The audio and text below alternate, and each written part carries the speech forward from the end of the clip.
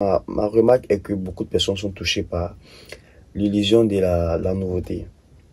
Ces personnes veulent constamment la nouveauté. Elles pensent que tout se trouve dans... Tout ce qui est bien est forcément nouveau. Tout ce qui est bien est forcément dans la nouveauté. Des personnes qui ne sont presque pas satisfaites. Toujours pas satisfaites. Tu vas voir ces personnes-là changer constamment de boulot, comment on appelle, de cercle d'amis. Une chose peut être nouvelle et puis bon, ne pas être bonne. Ne confondons pas les mots, les gars. Chaque mot a son sens. Mauvais veut dire mauvais. Bon veut dire bon. Nouveau veut dire nouveau. Donc ne pensez pas que nouveau veut dire bon. Non, non, c'est une erreur. Nouveau n'est pas forcément ce qui est bien. Vous voyez. Il y a des gens qui sont toujours dans leur coin, mais qui ont toujours les yeux dans ce que les autres font, dans ce que les autres gagnent. Ce n'est pas parce que les autres font telle chose, c'est pas parce que les autres ont telle chose que c'est une bonne chose, les gars.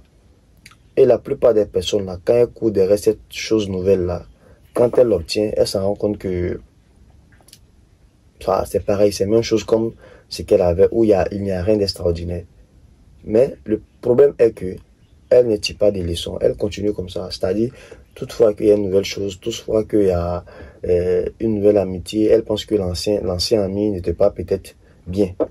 Il y a des gens que vous allez voir constamment changer d'amis, changer de téléphone, changer de tout. Elles vivent en général avec le syndrome de l'objet brillant.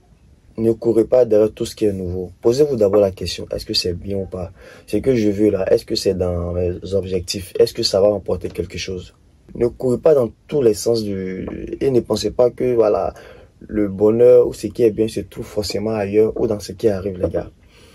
Souvent, posons-nous des questions. On a fait ça plusieurs fois.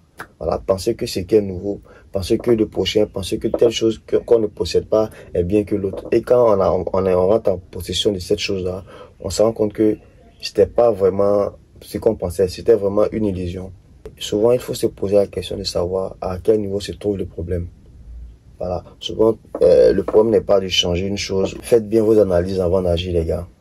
Voilà pourquoi vous allez voir souvent certaines personnes qui changent certaines choses et qui vont revenir, qui délaissent certaines choses qui vont revenir, qui délaissent certaines amitiés et après elles reviennent, qui sont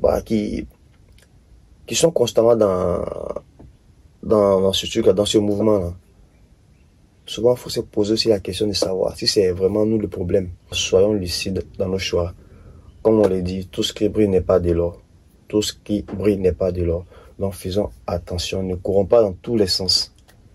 On ne peut pas tout avoir. Il y a certaines choses qu'on conserve et on essaie de parfaire.